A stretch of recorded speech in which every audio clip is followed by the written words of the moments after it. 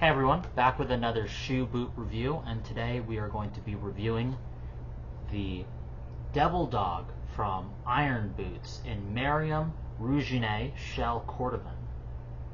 This boot is part of a GMTO that was started November, December, and January, starting in 2023, going to January of 2024, and I received these boots in December of 2024 and have been wearing them fairly consistently ever since. This is a stitch down boot, 270 degrees, well, more like 280. I feel like 270 would go down to here, but it's double row stitch down, hand stitched. It's got a leather toe puff, leather heel counter, Dr. Sole 1140 half sole and heel, natural edge and midsole. It's got a shell tongue. It's got brass hardware with a rivet that I requested, no speed hooks, and it's unlined in the shaft and heel, but lined in the vamp. Not sure what the leather for the vamp lining is, but it's lined. This was a very exciting purchase for me. Originally, I was hesitant to order Shell from Iron Boots, not because I don't trust the team, but because according to the US correspondent Cheng, Kai was, the bootmaker, was always a bit hesitant to use Shell. But eventually they got to an agreement, and this is a specially ordered shell from Merriam as well to fit Kai the bootmaker's standards. And after hearing about that, I decided, okay, I gotta jump on this. And so here it is. It's a very interesting red. You can still see this on the Iron Boots website. In fact, they even have some remnant shell left over for an MTO. On the website, the Ruggine shell is a very bright, vibrant, almost electric red. Meanwhile, in person, it's actually a much darker red. In fact, the video is making it much brighter than it is, probably from the sunlight outside, but this, how it looks on the shaft in this angle, is much closer to how it looks in person. It's on the Devil Dog last, which is the same name as the model itself, with a brogue cap toe, with like a tan contrast stitching. I don't know if you can pick that up fully. And this is probably one of my favorite boots in my collection. In fact, it's by far one of the best fitting boots in my collection. I would recommend sizing this half down from your US Brannock, specifically your heel to ball measurement. You take a Brannock device, a true Brannock device, not just some random shoe sizer in a shoe store. You want to get one that actually says Brannock or Brannock and follow the sizing guides accordingly. You can buy them online on Amazon for like 70 bucks and then return it for free. I have one that I've kept in order to consistently resize myself, as over the course of your life, your feet can change. They won't definitely change, but they can change. Your lifestyle can affect the size of your feet, injuries, diet, if you exercise a lot or you don't exercise that much. That can affect your foot shape. If you're starting around my age, I'm 25 turning 26, who knows? If my diet significantly changes or my life, my body gains a lot of weight or loses a lot of weight, my feet may eventually change in a dramatic way. And so I would like to have the consistent Brannock device to resize myself. So I recommend that's the way to go. And when I say heel to ball, I mean the measurement on the Brannock device is that little knuckle slider that measures from here, the heel, and then your heel, to here. The flex point, the ball of your shoe. That is the most important measurement on your shoe for the number sizing to buy a shoe. The reason is because toe length can differ. And if your toes are really long, the flex point of your shoe, of your foot, is going to be in a different position than the total length of your foot.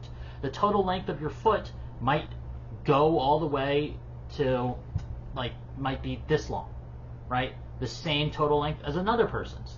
But their flex point, their ball, might be here, and your flex point might be even lower. This is obviously not an actual scale. I'm using my hands in the air. But if you have the same length total, heel to toe, as another person, but the position of your foot's ball, the flex point, is different, the shoe that you followed the heel to toe length is going to have the flex point be different for you because your flex point is different.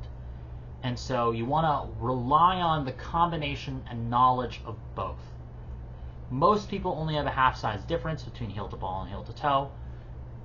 I always say go heel to ball measurement with the knowledge of your heel to toe, because it really doesn't matter how much toe room you have up front.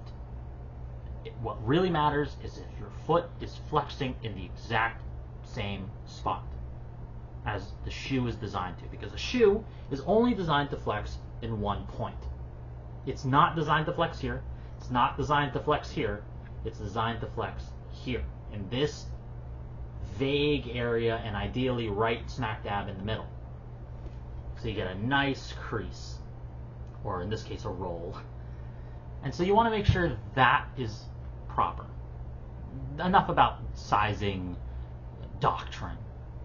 But heed my advice. It'll save you a lot when you realize you bought size 8 shoes your whole existence because your heel to toe is size 8.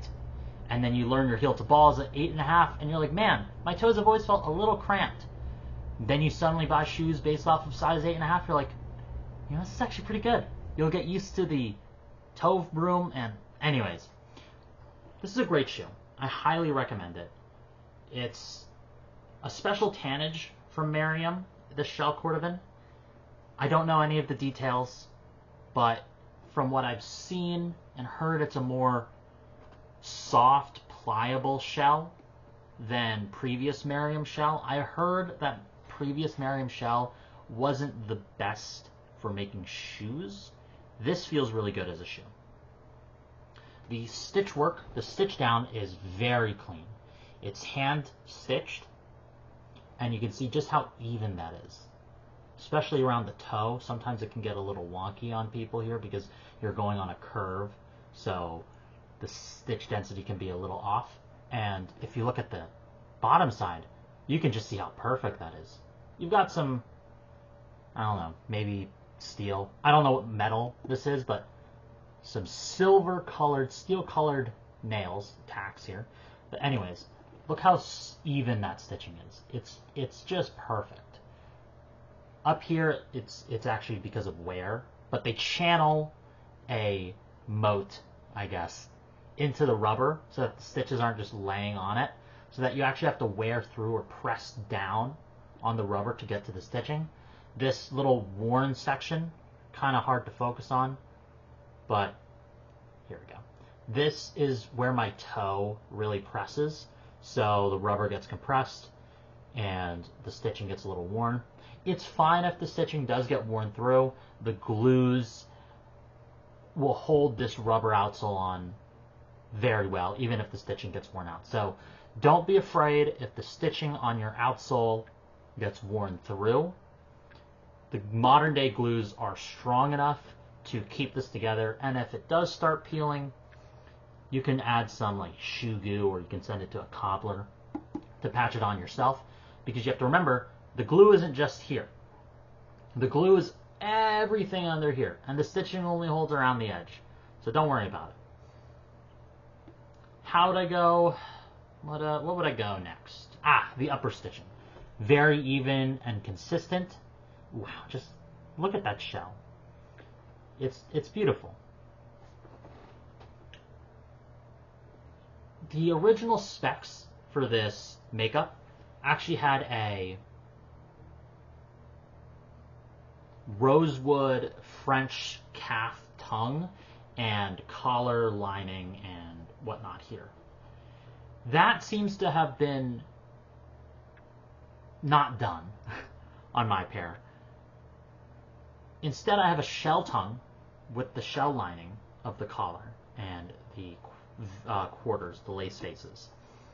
And normally, that's not something I would always recommend if you're doing an MTO, as shell can have a tendency to squeak, especially when it's rubbing against more shell.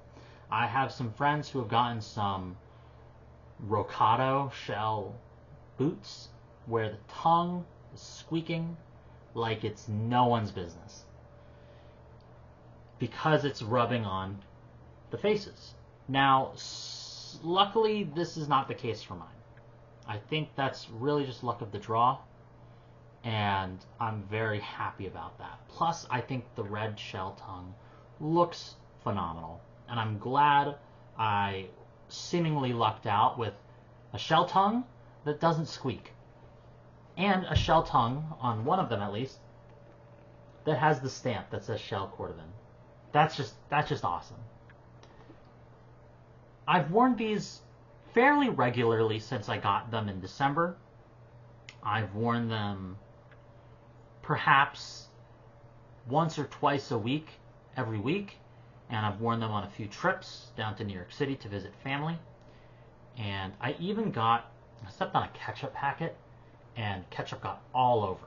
And look, not a single stain on that white stitching, no stain on the shell itself, which is kind of insane. I just rinsed it off with water and went at it with a brush, horsehair brush.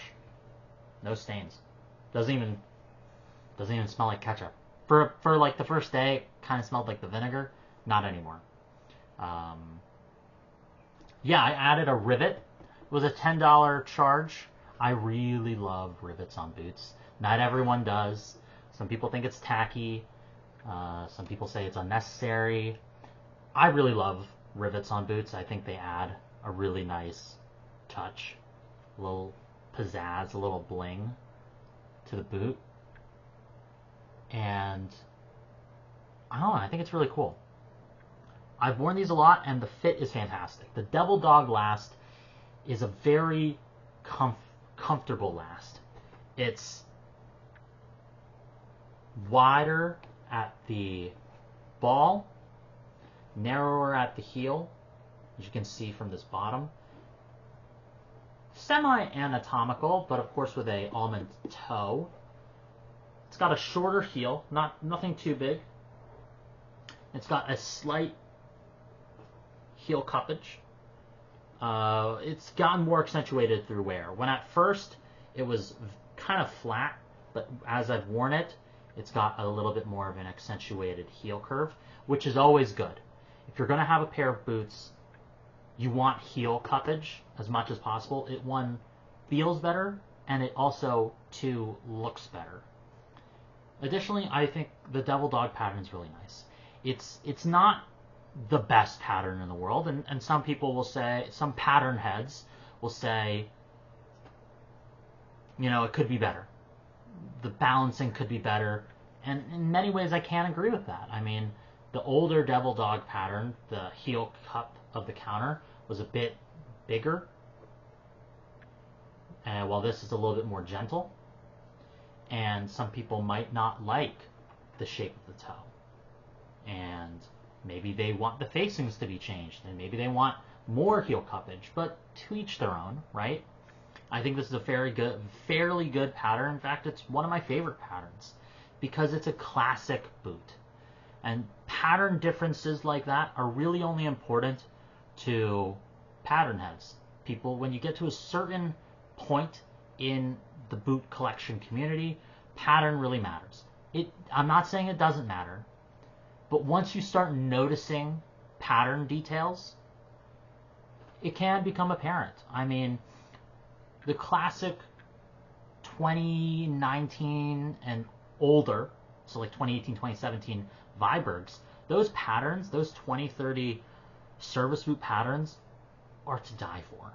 And while you can't really get them anymore, besides hopefully finding them on eBay, which they still appear here and there, I think the Devil Dog is a great entry into that into its legacy, into that Viberg legacy classic service boot pattern. Even the new service boot pattern looks really good.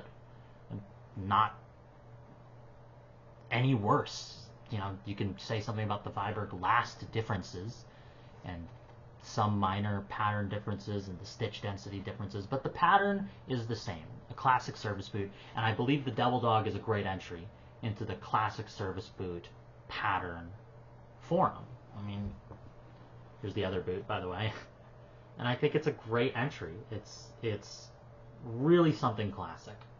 You know, if you got this same boot, the same pattern, but not in shell, and you got it in, they have a brown side L double shot, that's a great boot right there.